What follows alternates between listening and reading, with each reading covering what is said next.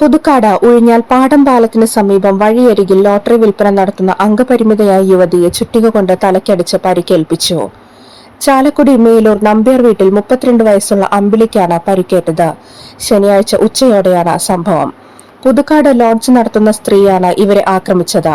മുച്ചക്ര വാഹനത്തിൽ ലോട്ടറി വിൽപ്പന നടത്തുന്ന അമ്പിളിയുടെ അരികിലെത്തിയ സ്ത്രീ ആക്രമിക്കുകയായിരുന്നുവെന്ന് പറയുന്നു. ലോട്ടറി കച്ചവടത്തിനെ അപ്പോൾ കച്ചവടത്തിനിരിക്കുമ്പോൾ അലിസമിത്ത പെണ്ണുമ്പിള്ള അതിലിങ്ങനെ നടന്നു വരുന്നുണ്ടായിരുന്നു. ഒരു കവറെടുത്തിട്ട് നടന്നു വരുന്നുണ്ടായിരുന്നു.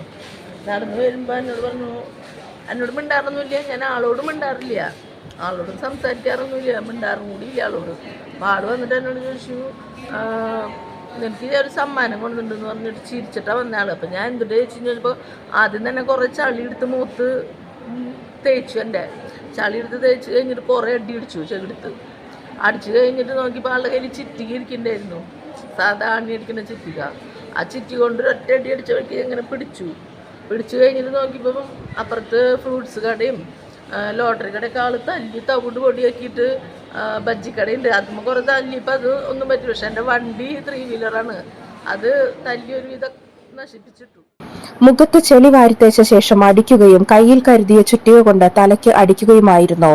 അമ്പിളിയുടെ മുച്ചക്ര വാഹനവും സമീപത്തുള്ള പഴക്കടയും സ്ത്രീ അടിച്ചു തകർത്തു.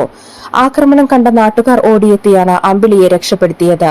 പരിക്കേറ്റ അമ്പിളി പുതുക്കാട് താലൂക്ക് ആശുപത്രിയിൽ ചികിത്സ തേടി.